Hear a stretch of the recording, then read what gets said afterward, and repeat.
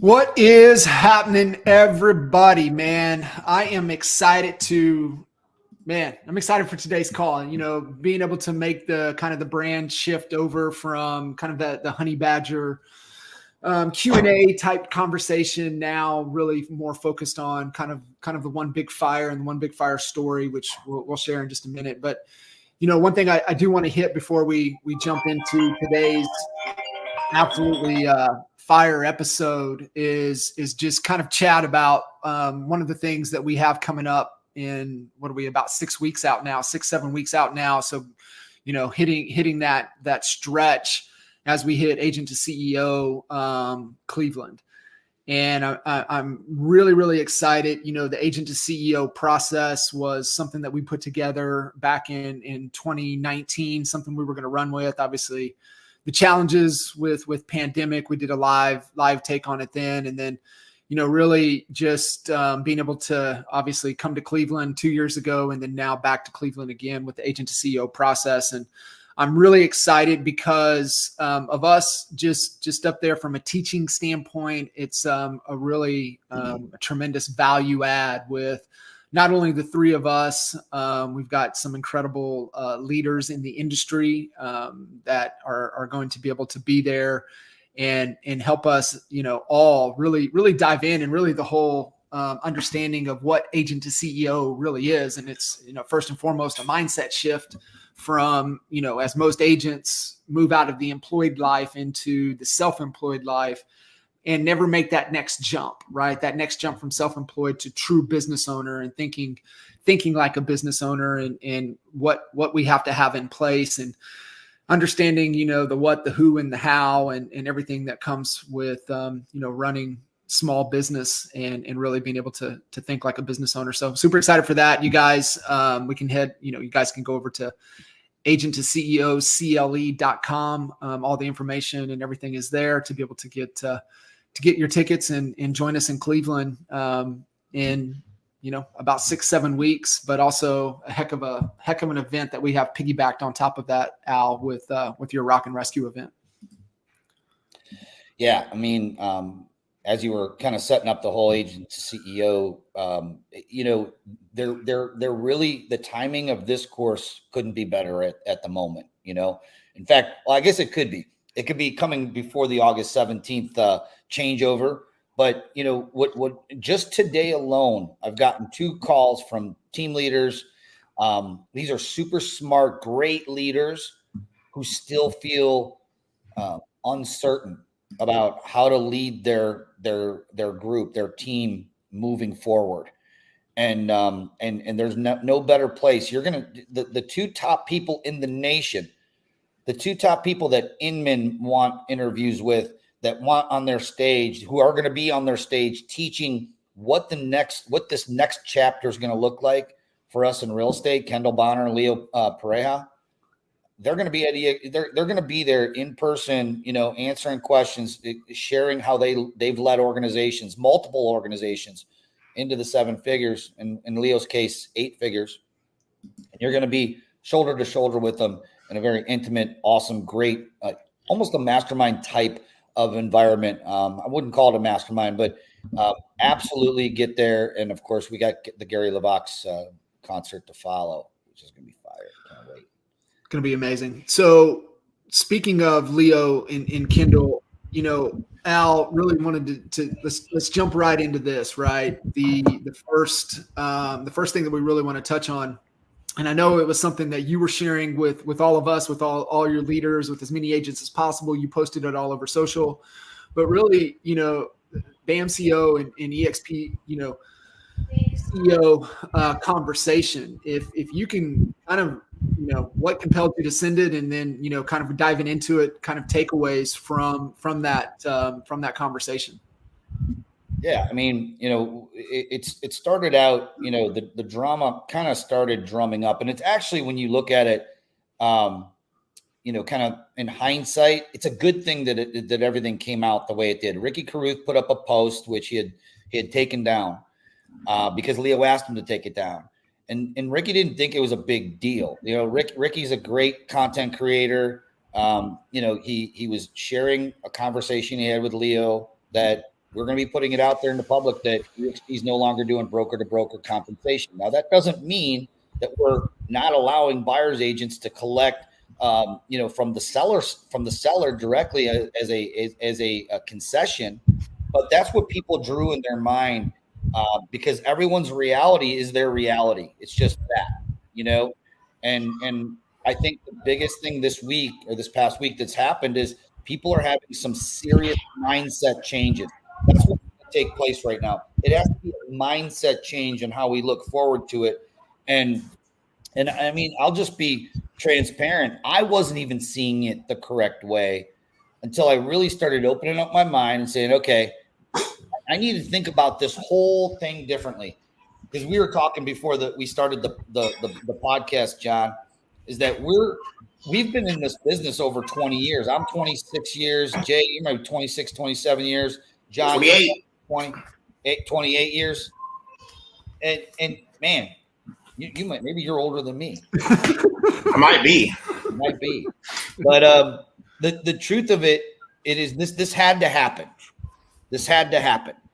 And it happened the way it happened, where another podcast that's BAM got on there and started, if we're being honest, they started throwing shade. They do it all very carefully, kind of like Fox News and CNN, where they try to walk that line and whatever. And I get it. They're trying to create content. They're not trying to. But here's what I've learned throughout life.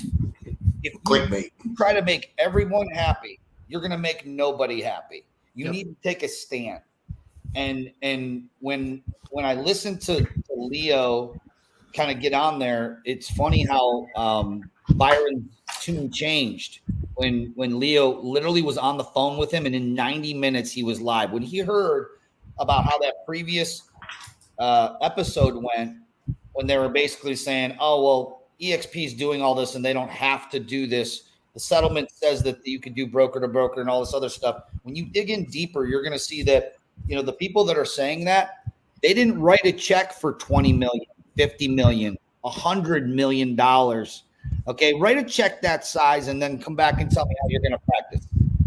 Because that's where the rubber meets the road. And I believe we are leading the way. And when you look at who won that debate, and it wasn't a debate, actually, I'm just making that up. It wasn't a debate. It was a conversation, but who won? Kendall Bonner won. And the reason is that there's nobody that I've seen articulate how we can all move forward together as a cooperative group of collaborative real estate agents, professionals in this business, than how Kendall broke it down.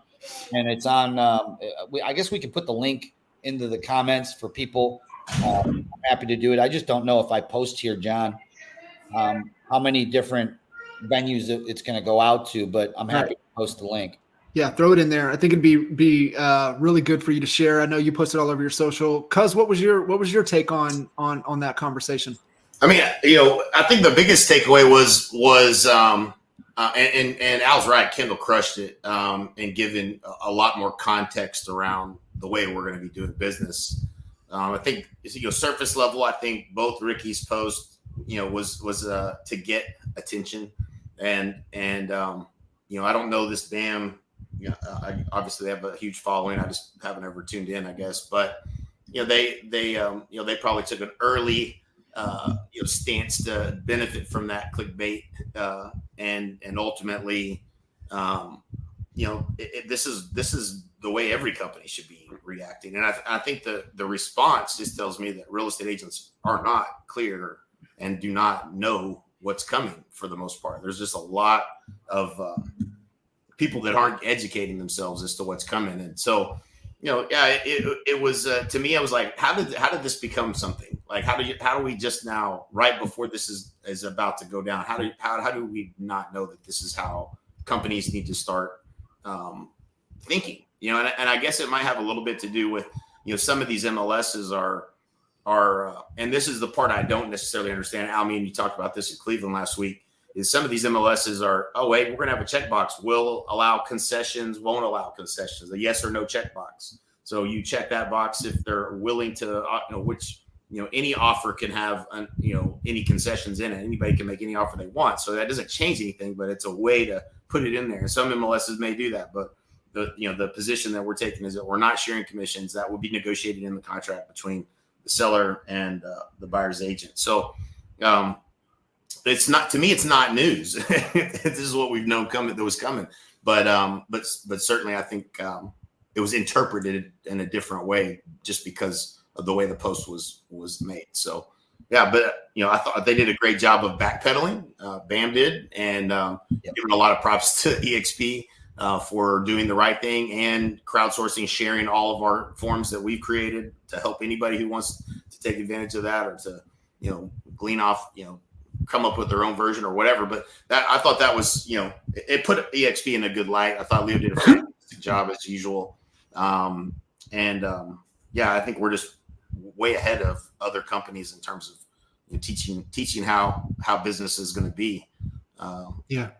I think I had a great conversation with John Hart right before this call, and John and Ryan run the #1 team in the state of Ohio for eXp out of Columbus, and their business is 65% buy side, and agent headcount on their team is in the 40s, growing, hitting 50 and not trying to slow down, and so they're not concerned at all about it. So think about that for a second. 65% of their business, because they've been just following the process for the last decade this way. They don't know any other way. And to John's point, was the biggest challenge, and we say this all the time, right, is that what is your value, and then being able to articulate your value. And you have to have those tough conversations on the front end and get clear on all the words, articulate it out. Now, are there a bunch of unknowns that they don't know as how we're going to play out? They're like, yeah, sure. We don't know. It's a contractual agreement. How does that tie into a contractual basis? What's the lender conversation got to be? What credits can they get? So he said there's a lot of unknowns, but he goes, we're not concerned about it because we have a process and we know we're going to have the conversation on the front end, and we know how important it is to articulate all of those things on the front end. And that's the thing that we've been talking about for over a decade, in having that process. Now, where they're focused, right, is the listing side, in articulating their value at a much deeper level.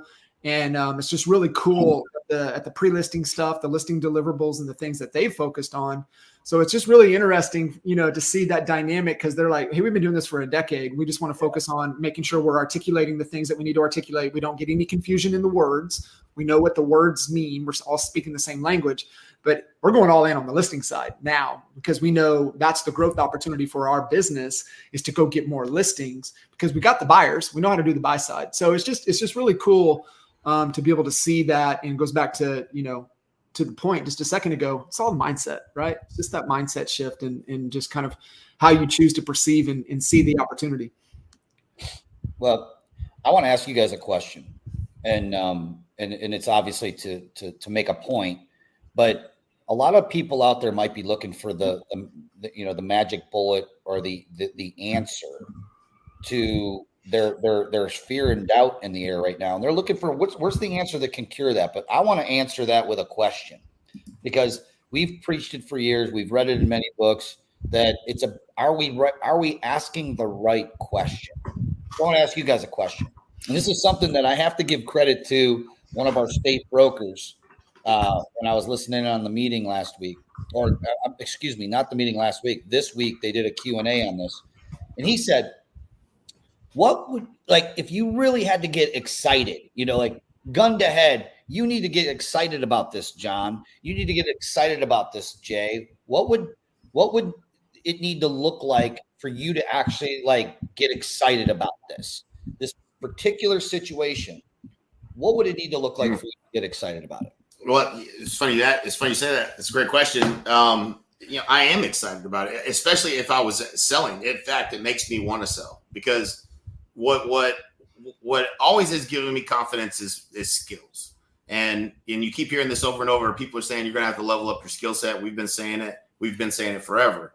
But when you know you have the skill set of how to articulate your value, you just have been given the opportunity of a lifetime, because other agents are not going to be able to do this. And the fact that There's varying different reports of how many agents will leave the business.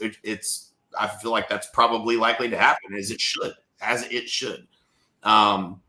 It will be the agents that, I see the comments all the time. Oh, why would I work with a buyer if I'm not going to get paid anymore? You don't belong in this profession. You're not a professional. And so that it excites me. I think it's a great thing. I think it gives, the agents that are true professionals an opportunity. And what would get me excited is knowing that I had the ability to articulate my value in a way that people are going to be happily pay my commission. Run red lights, as we used to say, run red lights to meet with me, to have me represent them. Yeah. And it's like when you're doing anything that you're really good at, and that what you're talking about, and that you can do it. When you have that confidence, you see this as opportunity. You don't see this as some type of problem or setback. It's an opportunity, and that's how I see it for the agents that have been trained and have the skills. I shared with you guys kind of the axis of anxiety and boredom, and happiness is best defined as human flourishing. So when we flourish as human beings, that's when we're the happiest. And when we're flourishing, we tend to find ourselves in a flow state. We've all been there, right? Mm-hmm. We've all been to where it's just magical, right? It's just effortless. Like, we're not exhausted. We're not tired. It's just like, man, this is easy, right? And so we've all been in that flow state. And where that flow state happens is at the balance of challenge and skills. And so as these agents are finding them at a higher level of anxiety, right? Because there's two sides of the flow state. You either fall into a side of anxiety, which all that means is you're fearful about the future, and you're taking on a challenge that you don't have the skills to handle. So I am aware. Okay, I'm feeling anxious. This is something that I'm aware of it. Now I'm like, okay, well, what has to happen for me not to be anxious about this anymore? It's either I lower my challenge, or I develop the skill set to meet it, to put me back into a state of flow. And then the opposite side of that spectrum is I'm bored, right? I'm just freaking bored. Well, you're bored is because you have a skill set, but you're not facing a challenge to be able to get you into that state of flow. And so I think a lot of agents, because to your point, is that, they're running fearful about the future. They're in a state of anxiety, and they just need to come to the reality of, I either need to lower this challenge, go find something else to do, or I need to make a commitment to improve my skill set to where I'm no longer anxious. And it's really that clear, that simple. But mm-hmm. most people can't operate in that, inside of that, because of the environment they choose to be in, the people that they allow to control their thinking and their thoughts that drive the feeling of fear and anxiety. And then therefore they would rather, point out the window instead of looking in the mirror. And I think a lot of agents that will have a stronger relationship with the mirror right now moving forward will be the ones that will continue to thrive. And, there are no magic pills. I know, it's kind of one of the things that you had kind of said, Al. I mean, the magic pill is effort. I mean, it's just work. Just do the damn work. Like, you need to improve your skill set. Just improve your skill set. Like, make that commitment. Yeah, I want to talk about the magic pill here, and that's actually one of our topics, is the difference between winners and losers. So stick around to the end of the pod here, so when we dig into that and open up that box, because it'll be fun. To answer, here's how I answered that question. What would it need to look like for me to be excited about moving forward? Jay, kind of paraphrasing what you said, I would have a proven, repeatable process that I could not only follow, but I could teach my team to follow, that we can get skilled at through repetition, that we know is going to be the right way to do things to be able to grow my business versus lose money in this new chapter of our careers. The second thing, it would be easy. John, you touched on that. What would it look like if it were easy? Mm-hmm. What if I could tell you that if you were to master this new skill, and it's both ways, it's not just people getting anxious about the buy side. They're also wondering, how do I talk to a seller? Okay. What if it was easier than it's been?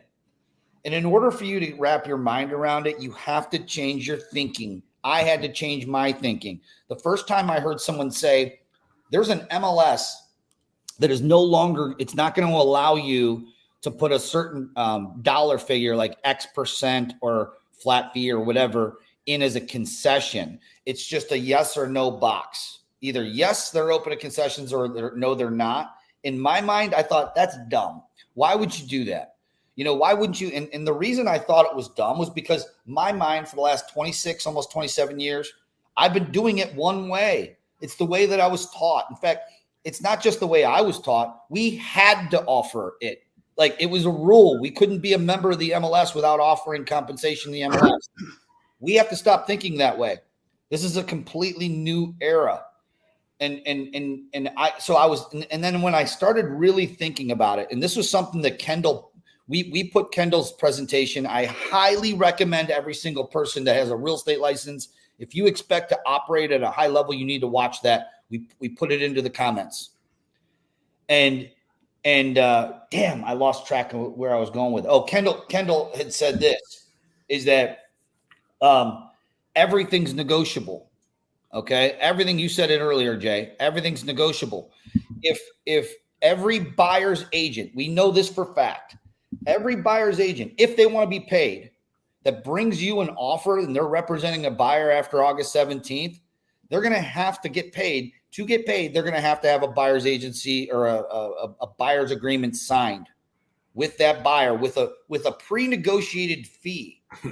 So let's just say, for instance, that X is one fee and Y is another fee.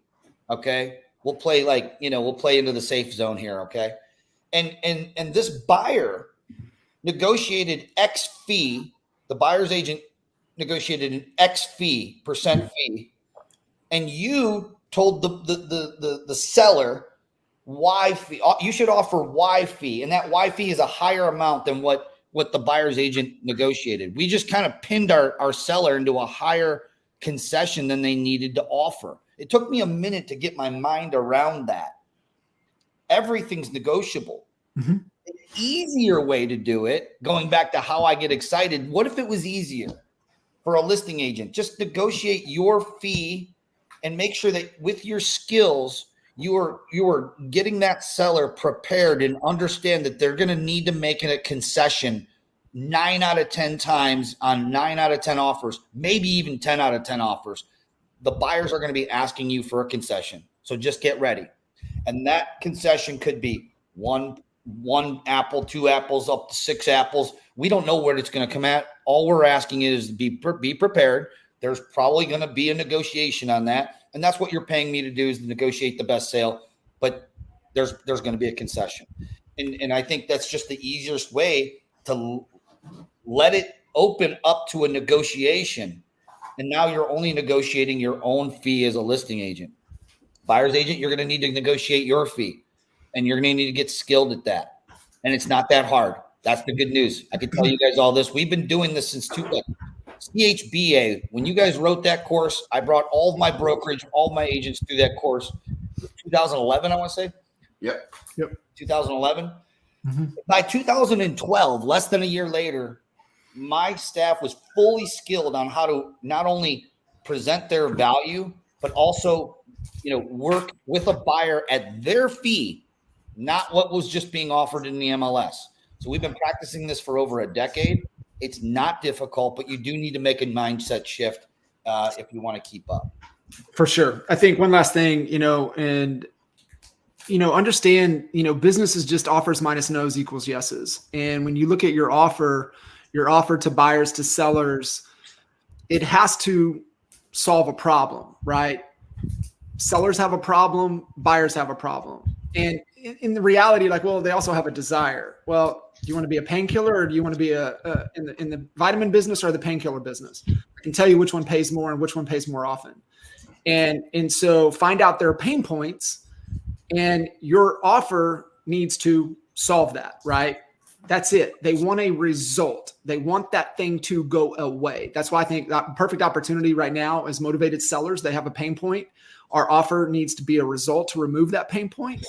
And I think the other thing, right, when you look at it, and let's go back to the thing that we know to be true: in the absence of value, people question price. And the reason that they're going to question your price is because they don't believe that you have the perceived value in the offer equation, the value to solve their pain. You have a proven record of being able to do it. You've got credibility. You've got testimonials. You've got reviews. You've got case studies. And you've proven it to collapse time with less effort and less sacrifice. Like really think through your offer and your value to the pain point inside of the opportunity that's happening in the market right now, right? Who has to sell? Who has to buy? What are their pain points? How do I solve that pain in a short amount of time with the least amount of effort? And then I can add in additional experiences, right? Because I think that's where a lot of agents, a lot of us, right? Like we focus on improving the experience when we need to make sure that we're getting the result that they want. And I think we're better off focusing on the pain point. And that's, to your point, Al, I mean, you nailed everything there, right? It would a duplicatable, proven process, right? That doesn't make me the hero. That I can navigate them through, the customer, the whole journey to where I can, get them from where they're at to where they want to go. And it's not about me, it's about them. And it's easy, right? Yeah. Like it's effortless. It's easy. Syed, I can't see all the comments, but I see Syed. What's up, Syed? What's up, man? He nailed it with an irresistible offer just bridges the gap for them. And so when I read that, I thought to myself, there's going to be all the smart marketers out there. We are going to see some really cool offers. Okay. It's going to get creative on the buy side and the selling side as well. Yeah. So it's going to be really fun to watch where all the best marketers and how their minds work in trying to meet those needs and putting together that irresistible offer. There's going to be, Jay, how many in our presentations we used to see what the advertisements used to be on the side of like bus stops and stuff, call me. I have the best service, or all these BS ads and stuff that realtors. No, that's gone. Those days are gone. You know what's the funniest thing that I saw out to your point right there? So it was an article you shared last week. It was an Inman article talking about this seasoned broker. And his value proposition was, you only have to pay me 2%. And I've been in the business for X number of years. And look at all my trophies. I was like, dude, you're going to get crushed. Like a decent marketer is going to expose you. And so it's like, what have we said for years and years and years? It's not the best real estate agent that wins. It's the best marketer. And we're about to see that. That's it. Absolutely. Hey, let's get on to our next, we have, the difference between winners and losers, or the missing oil well in your business. I kind of wanted to stay, leave the winners and the difference between winners and losers for the end, because it's going to be a fun one. But the missing oil well, first of all, before we move on, if you're an eXp agent, you're listening to this, you need to get into your state broker meetings. Okay. Make the time, get in there, because it's the number one thing being talked about. If not, you're going to be at risk with your business, not just with losing money, but worse, getting tied up in litigation. There's only one thing worse than losing money.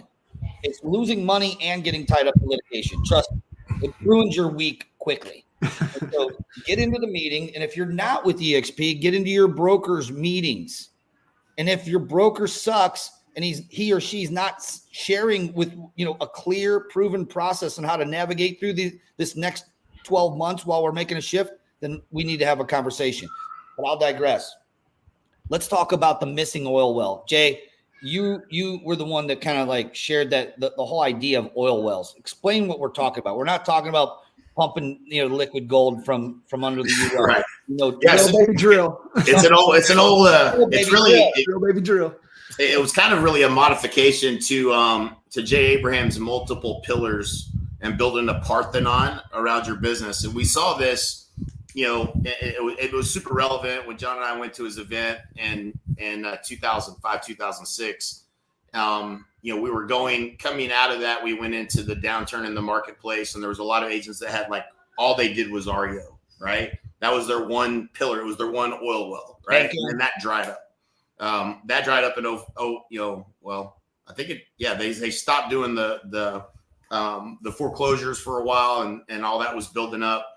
And so like when that goes away and your business is built on one oil well, then you ain't got no more oil. So the Parthenon theory was, you look in Greece and you see these Parthenons have been there for thousands of years. They have multiple pillars, right? And that's what you want in your business. You want oil wells that pump oil, and you want to add oil wells and then have multiple oil wells. And if you do that, you're going to produce more oil. That's the analogy, I guess, if you will. But the Revenos is what you're referencing here is just another oil well for your business, right? So you should have multiple streams of income coming into your business. Have multiple oil wells. Start firing off some, cuz share some examples of what those are. Yeah. So I mean, for us, back in the day, we ultimately we had an REO arm, oil well for that. We had FSBOs, we had expireds, we had lead gen that certain lead gen that we were doing. We had referrals and repeat business from people that have done business with. That's an oil well that should be pumping. You should have. Abraham used to hit us right out of the gate with that question. He's like, how many of you ever got a referral? Now, this is all different industries that are in the room. Everybody raises their hand, right? And then he says, how many of you have at least one system in place that's consistently producing referrals and repeat business for you on a regular basis? How many of you have more than 2 systems, more than 3 systems, more than 5? And he's like, I'm going to go over 93 referral systems, right? Like you should, even though it's not as predictable, it should be an oil well. And so if you have people coming to you, what are the systems that are creating those for you? That's your oil well. These are multiple pillars. Short sales were a pillar. It was an area of business that we did differently during the downturn, but those were all different effort, energy, money. Sometimes the revenue was different per transaction. On short sales, we made money up front on those in the beginning. And REO is a little bit less. It was a lower profit, but it was repeatable. It was multiple deals. Builder business is another one. You have a builder client or development. That's a pillar, right? So multiple pillars means if something happens to one of your pillars or one of your oil wells, you still got other oil wells coming that are producing oil. And that's I think that's the safest way to build a business is to not be super dependent on one thing and have multiple ways. And you install those strategically without stopping doing one thing. That's what most agents make the mistake is they're doing this one thing. Maybe they're calling FSBOs and expires and that's working. And then they stop doing that and they go to focus on this new idea. And now the thing that was generating revenue stops and this new thing either works better or doesn't. And so, it's definitely something you should be thinking about. But again, like until we were, we had never heard these things before, right? Like nobody was teaching this stuff. And Jay Abraham just, has some really solid mental models around every, he's been in over 400 different industries. So it really opened our eyes to like how systemized were we at building these pillars and sustaining them and who owns the effort that goes into it. Going from you making the calls to hiring an ISA. That's how you keep one of those pillars going. Now you got somebody that's making calls all day long where it was you doing it maybe an hour or 2 a week. And then some days you didn't do it. And some days you did. Now you have a pillar. And there's, as we got into the financial portion of this, which John was tremendously valuable, is understanding, hey, an ISA is, it's direct labor dollar. There's commissions you can attach to the effort that's being done by that labor dollar that's being spent on that employee. So it was, revenue generating, no different than marketing was that labor dollar for an ISA. And so just understanding that there's, all these sides to the cube of your business and they drive different profit margins and looking at the whole big picture, you want to have multiple streams of income coming into your business from as many pillars and many oils as you can. Yeah. You gave some examples of, when you guys were cranking 500 plus sales a year, you had multiple, we call them oil wells or pillars of your business. And I think that one of the reasons why people don't have it is because they have a belief in their mind that because maybe their financial situation, they don't have a whole lot of money to invest. We obviously teach, we preach building funnels, right? Lead with revenue. And yes. And so there's a lot of reasons why people do it. They don't know how to write the ad. They don't know how to once they write the ad, is it the right copy? Is it the right pick in the ad? Is it the right audience that you're pointing it at? There's all these different factors. Are you making the right offer to the right audience? And so there's a lot that goes into it. And if you're interested in learning more, obviously we have Funnel Pilot. Jay, is it funnelpilot.com? Yeah, funnelpilot.com. Check that out. But the Michelin oil well that we're talking about in your business for right now is something anybody with our brokerage can go to, and it's called Revenos. And if you haven't checked out Revenos, underneath the Revenos umbrella, think of Revenos as a lead generation umbrella. There's like 4 or 5 different oil wells under that you can choose from and pick to start to grow your business and not have to come up with any money out of your pocket whatsoever. When we were coaching people with Kindery's coaching and NAEA, John, you probably do this, today. I'm not coaching one-on-one like you do, but we teach, start with the low-hanging fruit. What's the low-hanging fruit? It's the low cost or no cost sources of business. Now we used to teach FSBOs and expires and start there.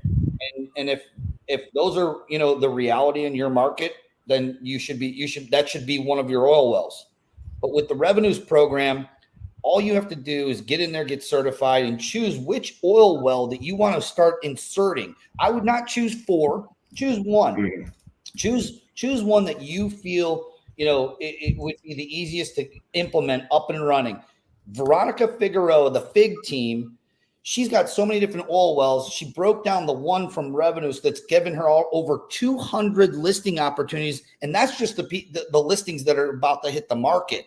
She's already listed 25 of them. 75 more are in the queue. And then she's got a pipeline of over 200 that raise their hand. These are institutional, they're institutional buyers who are looking to unload their inventory at this point. The cap rates don't make sense for them to hold on to these properties, so they're ready to sell them and liquidate. They're going to make a ton of money because the market's gone up from where they're at. And who's in position? We are in position. Leo Pareja put us in the position to win through the Revenues program, and you just need to dip your nose in and check it out. So, we did a big training on it.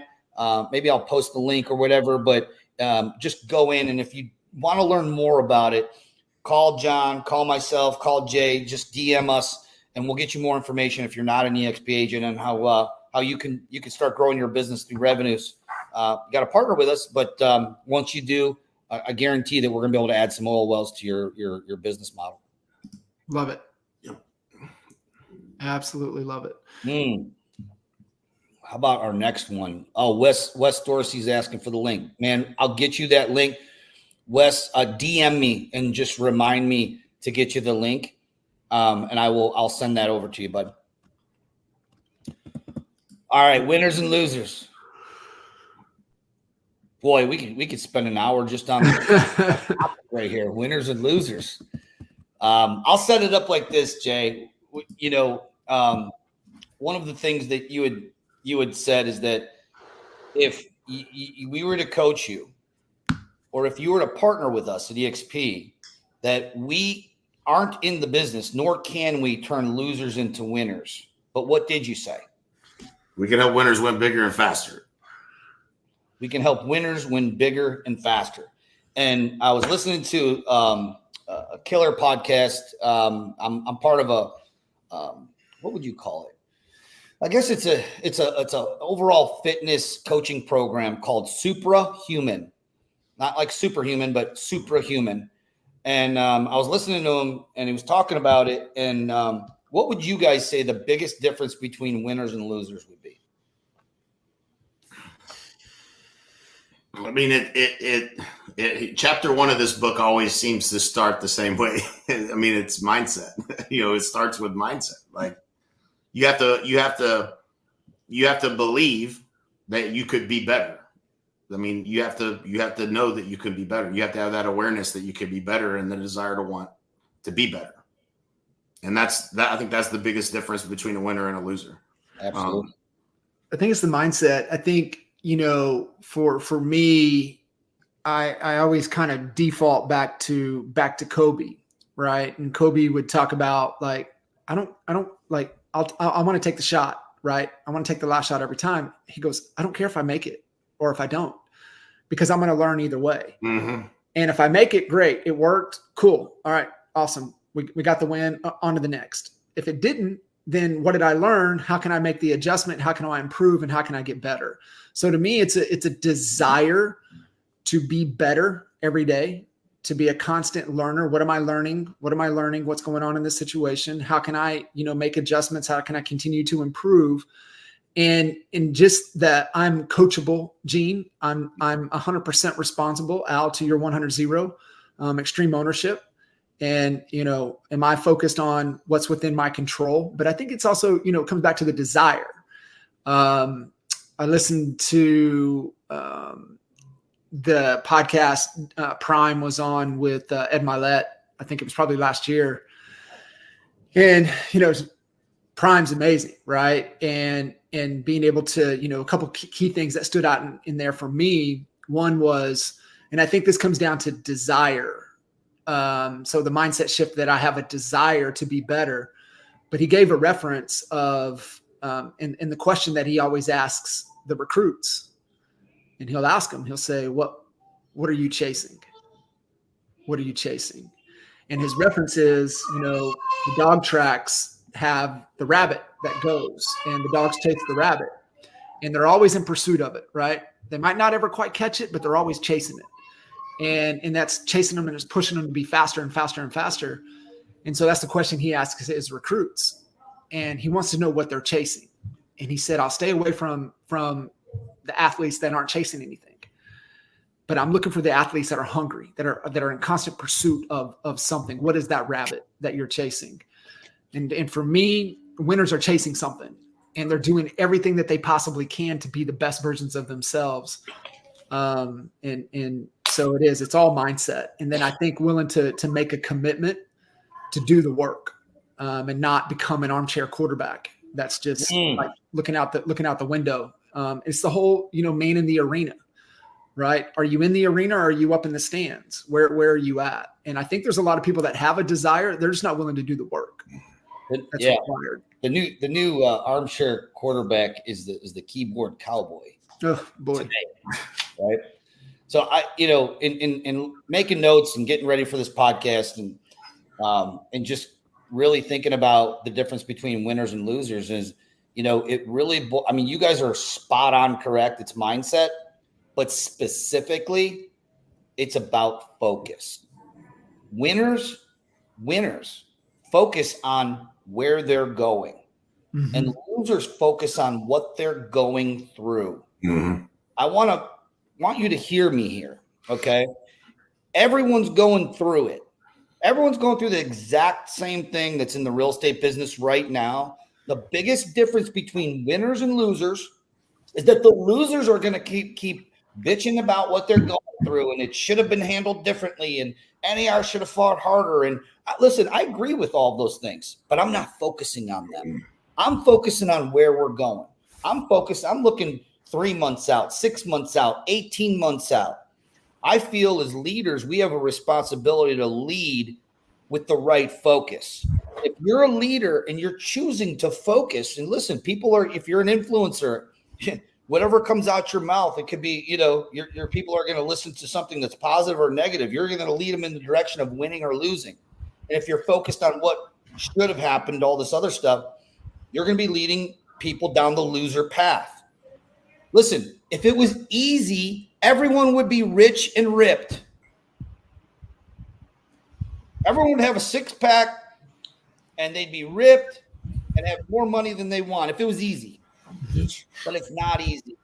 Winners don't give a fuck. They do it anyway. They do the hard work when everyone's ready to stop. And discipline. Losers, they do focus, but they focus on excuses. So it's a choice, everyone. We all have a choice. And you can choose to focus. Whatever you choose to focus on is going to be the path that you're going to end up down. You may turn around and say, shoot, I must have taken the wrong turn over there at Albuquerque. And I'm now on the loser's path because I was listening to people who were talking about what they were going through and what they should have done and what this person should have done. It's the victim mentality. Yeah, it's the victim mentality. that's at the water cooler at the old school office talking about, the old school guy. We were talking about this earlier.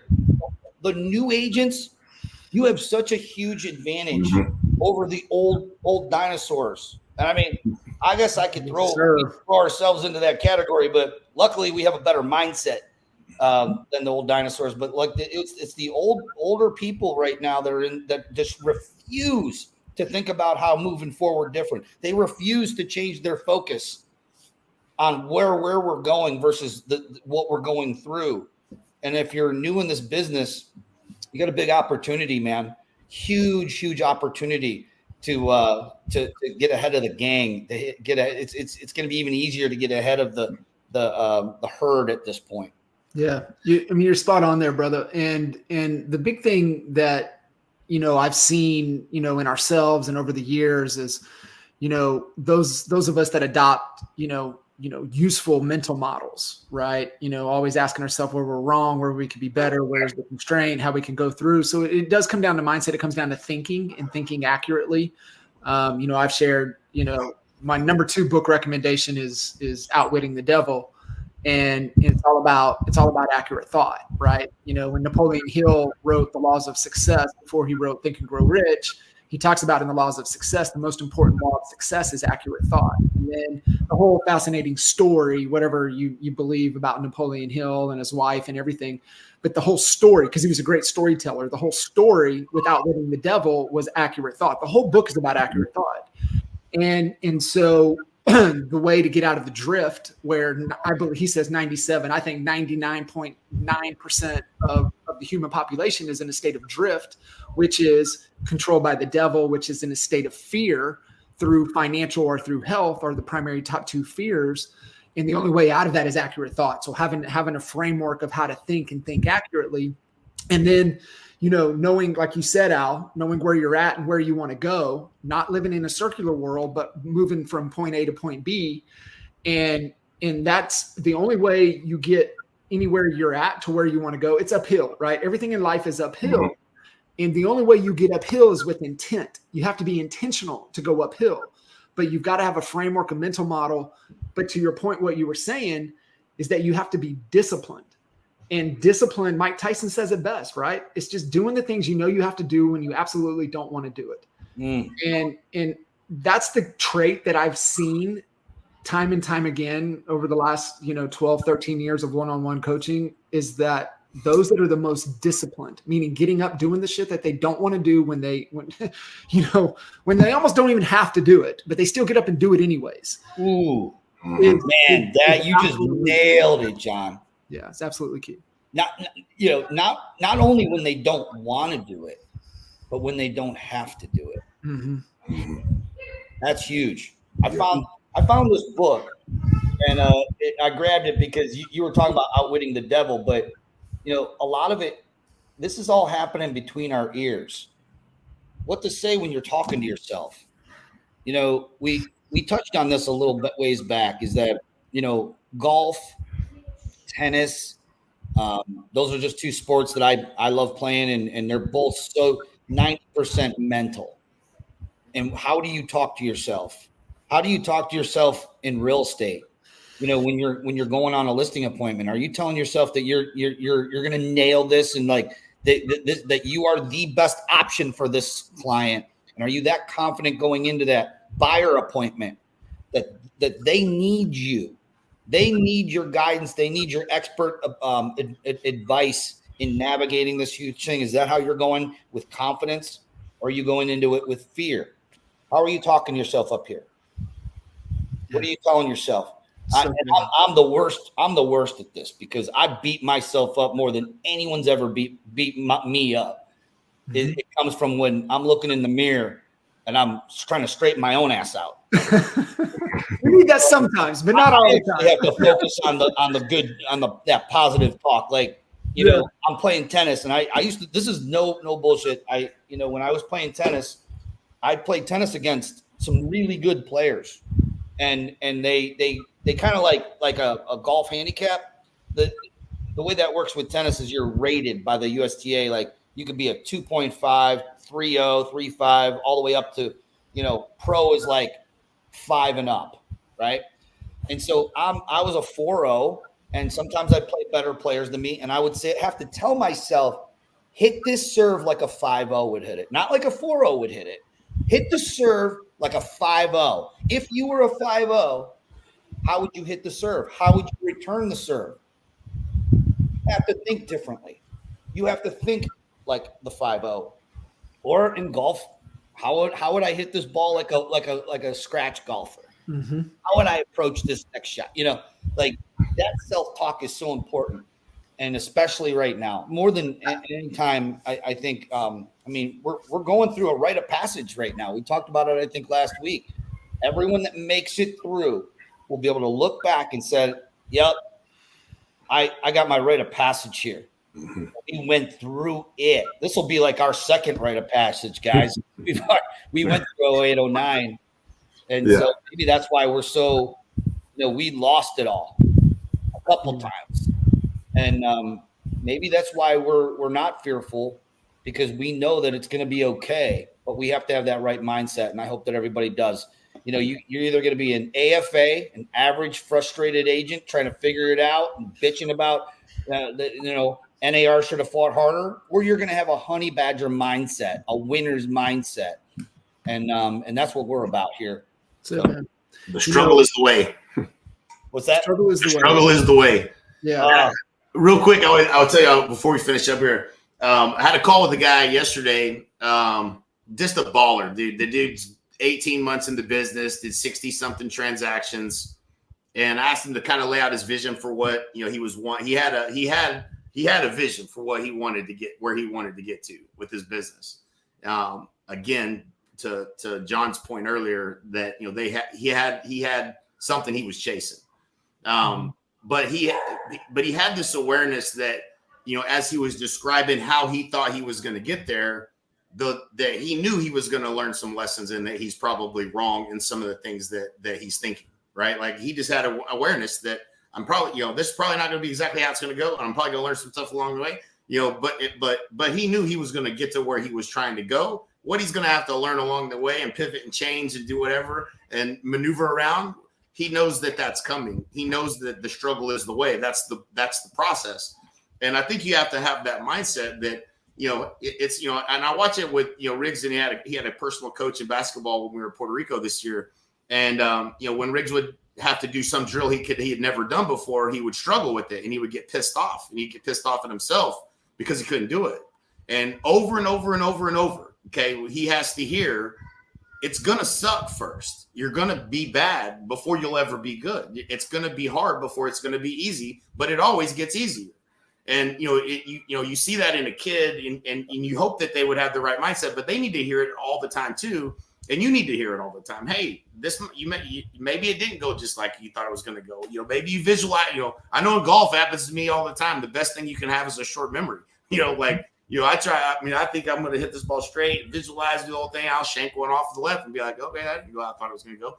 What did I do? What am I learning here? And you have that short memory of the losses, and just know that that's part of the process. And I think that definitely is a characteristic of people that win, is understanding you're going to suck. It's going to be hard. There's going to be times you're going to lose along the way, and just accepting that as part of the rite of passage. Yeah, it is. Every time I go on a run, I remind myself, it was something Lance Armstrong said. He said, every run sucks. And he said, the reason every run sucks is because you get faster.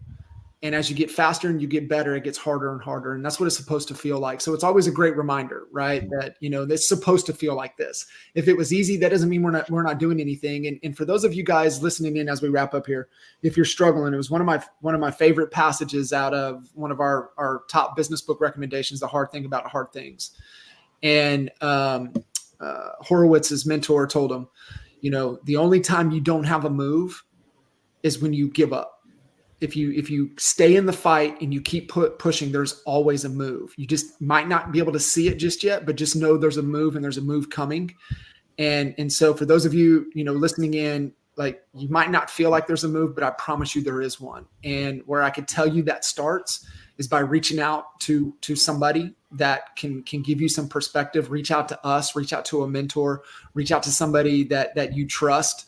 That's why having great coaches and great mentors in our lives, because and surrounding yourself with people that will tell you what you need to hear, not what you want to hear, is because we all have blind spots. And we need that additional perspective to help us course correct and continue to navigate through this journey. So good. Awesome. Fellas, another fire episode. I'm loving this format. You guys listening in here, give some love, give some some shares. I'll hit you with the Frisella, right? Don't be a hoe. Share the show, and we would love for some feedback from you guys. And I'm digging this, and we're looking forward to it. And we're going to keep pouring in. But to your point, Al, just like I know we had a few people reaching out to you. You guys have any questions, need anything from us? Hit us up, DM us. Smoke signals, whatever, get the message, and we'll get you guys taken care of. We'll see you in Cleveland in less than 60 days. In fact, I think it's less than 50 days right now. Yep. Can't wait to have both you guys in town. I know Jay was just in town. I love it, man. Great trip. We had a couple nice nights out on the back patio, just kind of talking about, where we're at right now and where we've been. And I always just I appreciate those conversations. I can't wait to maybe smoke a cigar with both you guys and relax and get excited about the future. Yeah. Brilliant. Guys, appreciate it. We'll see you guys. See you at the top.